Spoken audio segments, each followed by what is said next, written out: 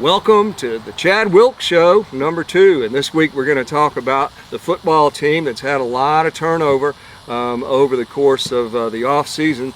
And Coach Wilkes, you came in, you met your team, you got them into spring practice. Tell us what you learned from the spring practice. Yeah, spring practice was great. It was big because that's your first time with a new coaching staff to really get your hands on the players, and it's really as much about them being able to learn what you expect out of them as well. And so we lost kids out of mostly the freshman class who it just wasn't going to be a good fit for them, and that's the kind of things that sort of the negative side of a coaching change, but also things that need to happen early. So the fact that that got done is something that's great to me, because a lot of times that also reaffirms that you know you're doing something right. And so but that's also a negative thing, because you don't like losing kids who transfer out and things like that. But we push the kids really hard. That's something I believe in, toughness. And again, that's that first opportunity that you get to sort of instill that in the kids, and you never get that opportunity back again. So if you miss the opportunity in spring, then they're going to think going into the fall that, okay, they don't really have to be tough. What happens when you start hitting? They're going to be like, oh, why are we hitting at practice? We didn't do this in spring. So that's really that first opportunity to make that first impression as coaches too. And we definitely did that. Extremely physical spring practice. Again, there's a rumor, I'm sure you've heard of the Mount Pleasant soft thing. Have you heard that before? A couple of times. Yeah. So not being from Mount Pleasant, I've heard that from forever. And I guess there's been not too many Charleston teams have won state championships for a lot of years or something, right? I know there's some kind of stat about that. So I don't know whether that's true or not, but something that, to me, I believe kids are kids, and everybody has it. If they choose to be at Oceanside, they choose to walk on the football field, they have it inside of them. It's just something that you might have to bring out of them. And so we definitely did that in spring practice. It was super physical, as up-tempo as we could possibly be, trying to instill what we want to do on offense, what we want to do on defense, the philosophy that we want to have. So yeah, I thought it went great. The spring game was great. The Black and Blue Club had the Altman Center rented out, and all those good things. That's something that would have never in a million years happened at Lamar. C. Murray renting out an Altman Center for the spring game. But those are all the reasons why I took the job. So yeah, it was great. Realized, I think a lot of stuff went better than I thought we did as a coaching staff. I know at one point, maybe after the first day of pads, we were like, I think we did Oklahoma for the first 45 minutes of practice probably. And we kind of got back in the coach's office afterwards that went better than I think we thought it was going to. You never really know Mount Pleasant kids, all that. You don't know how it's going to go, but it went great. There was less fighting than in places I've been in the past, but the actual physicality part was pretty good. At places I've been before, you really had to try to tamp down some of that stuff, because you'd end up with a brawl at practice, and we don't want that. But yeah, it was really good, better than expected. Got a lot of work done, installed most everything, especially the base part of our offense and the base part of our defense, which again, in the public school world, when you don't have a lot of time, it's tough to even get a quarter of what you want in. Whereas here at Oceanside, we had 100% of what we wanted in going into spring practice, really. So yeah, very effective. But one thing I can tell you for sure, having a game-type atmosphere at your spring practice really made it more interesting for the fans. Yeah. And for Chris Swisher and I doing a live stream, which we're going to be doing during the season as well. Hopefully we can give y'all a lot of highlights. A shameless plug. So you brought something here called Midnight Madness. What is that? Yeah, so it's something that I've done every year other than COVID. The COVID year kind of messed everything up, of course everybody did, and we didn't even play our first game until September that year. But every other year we did, and we've done a lot of different formats. Back at C. Murray, we actually brought the kids in. They stayed at school overnight, and the parents weren't invited to that, but we still called it Midnight Madness and still did the same structure. Then at Lamar, we did it to where people were coming, and we invited parents to come. But again, the atmosphere still wasn't, it's a smaller town, right? Smaller high school, so still not nearly the same atmosphere that you have at Oceanside, where we had so many parents come, a lot more players, all that good stuff. So, but what it is, it's an opportunity for you to practice on Friday and Saturday all at one time, right? You got that figured out? I get it. Yeah. So you go from 10 to 11:30 is what we did. So that's on Friday. Took a break at 8, because you can't practice twice in one day. Took a break at 8, midnight. Clock clicks over to Saturday. Now you're not practicing twice in one day. You go back out, practice again. That way we are in full pads, not full pads, I'm sorry, shoulder pads and helmets, so pads, which... Let's not confuse that. Let's not confuse that. But obviously there's a big difference in a practice that is no pads at all and even putting on shoulder pads. Now you're actually talking about real football and having a real football practice. So we can do that on Monday now because we did that. And a lot of schools will bring kids back in on Saturday, but I've always thought it's been a really good way for kids to have fun. That first practice is still intense. That second practice is much more geared towards competition and fun. This is a good way to sort of bring in some positive energy to kick off the football season. Invite the parents. Again, a ton of parents showed up for us here at Oceanside, so that's always a big thing. And yeah, it's a fun time for the parents to get to see how we do things, realize that they're not sending their kids off to go get something bad happen to them every day at football practice and get concussions all day. So they get to watch and see how we interact with them, coaches interact with them, and then at the end they got to have a little fun. You saw some of the big boys running around playing sharp ball, so they get to run and throw and score some touchdowns for the only time in their life, and so they typically like that too. So you're going to have an opportunity to do some scrimmaging here before the season starts. Tell us what you have lined up. Got Lakewood and Green Sea for the first one. That's at Lakewood in Sumter. I've actually played Lakewood last year at Lamar, and we beat them 34-17, I think. Probably should have beat them worse. Had 2 bad turnovers. But the thing about them is they have 2 Division I Alford kids already, so they do have talent. It's not something that they're just going to roll over and that it won't give us a lot of work. They do have athletes. And then Green Sea Floyd is also going to be there, who won the state championship in 1A in 18 and 19, I believe. So again, another really powerful program, ton of athletes.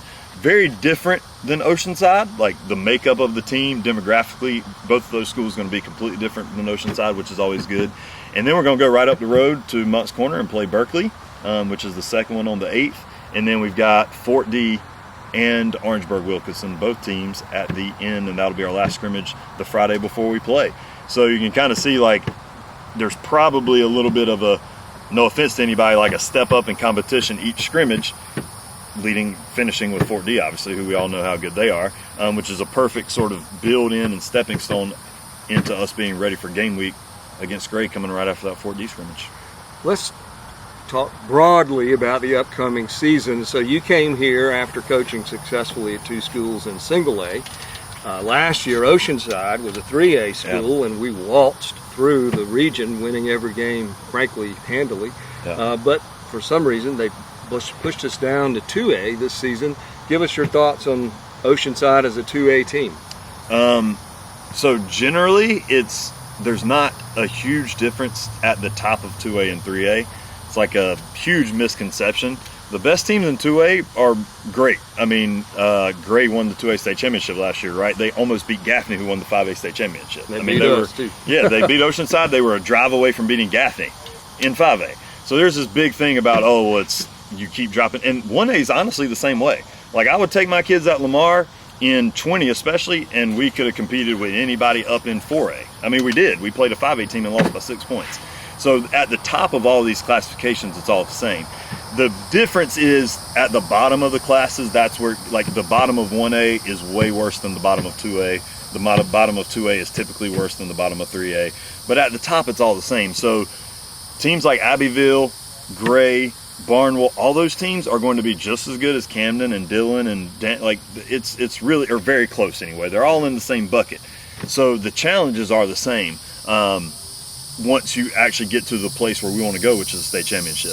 Now, again, it could be a little bit different in region, even though our region, a lot of them traveled with us. You know, we've still got Bishop England in the region now, so they're back down in 2A.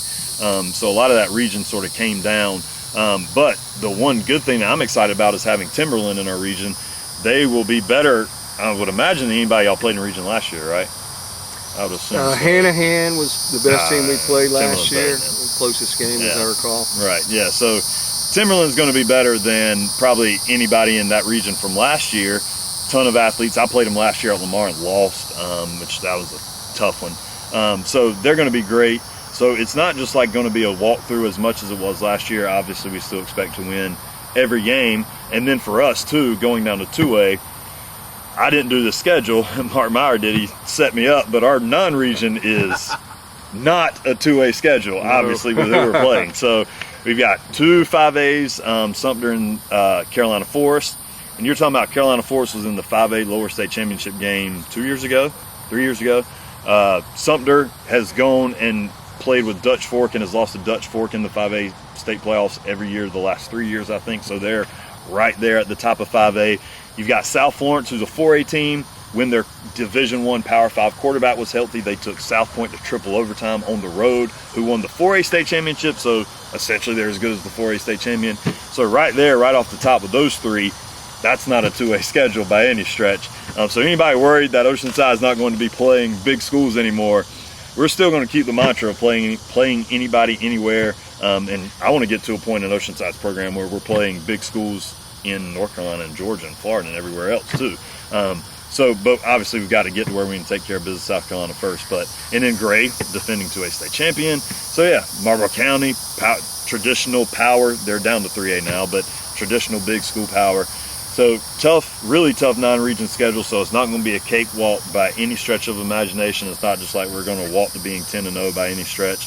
We have the ability to if we play great, but some of those games are going to be really difficult for us. We're going to expect to win all of them, but it's going to be great to play all those big schools early to get us to the point where we're ready for Timberland and the 2A playoffs. So let's end this show on kind of a down note. Last year we had some serious injuries, especially in our senior class. What does it look like from an injury standpoint for you going into this season? Yeah, so we have a few, nothing so far, knock on wood. Typically it does happen a lot of years. Nothing that's going to make anybody miss any significant amount of time or anything like that. It's a lot of nagging things, especially for some of our kids. A couple of freak injuries and accidents for a couple of kids. Devin Yard, the quarterback, got hurt our first day of pads in the spring. But his first 3 days, he was great. So really hate that he missed that time. And now he's a transfer. Transfer from Wando, quarterback, yep. Okay. He started at Wando last year at quarterback. He transferred in all the way back in January. Okay. So he was at Oceanside the whole time. And he was having a great spring leading up to that point of him getting hurt. What I hate the most for him is that he missed that summer cycle of camps and stuff, because he's a kid that's got a lot of ability and has a lot of colleges interested in him, and he wasn't able to go really show what he can do, so he's going to have to do that when he gets back healthy during the season. But he's a senior? He is a senior, rising senior. Okay. Vaughn had a freak injury in the weight room, but again, we might hold him out of scrimmages anyway because we know what Vaughn can do. Shouldn't be anything that's going to impact him for the regular season or anything like that. So again, and then we've got a lot of kids with your normal nagging injuries that have been going on for a while, sprained ankles, little stuff like that do happen. But I always say people get stressed out about that stuff in spring. It's much better to have those things happen in spring or even early fall camp. You're going to sprain an ankle, do it now as opposed to later. Yeah. We're trying to get ready for Gray. That's when we need everybody ready to roll. So I'm someone who doesn't get too stressed about injuries at this point of the year, and that probably comes from my playing at 2A, coaching in 1A, where we only start with 30 kids in the whole program. So yeah. I'm used to making it work with however many kids you have. So I don't get too stressed, but we're actually, right now, we're in a decent position with injuries. Everybody should be back by time for Gray, should be cleared and ready to go. So yeah, I feel good about it, and hope we just got to make sure we keep them healthy throughout. We brought out the Guardian helmet pads for last Friday, and we'll wear those. All of our linemen will wear those every day to try to keep the head impacts down to make sure that they're ready to go for the season. Okay, thank you, Coach, and that concludes the Chad Wilkes Show for this week. We'll be back next week, and we're going to talk then with the new coach about his offensive and defensive philosophy. Thanks for joining us.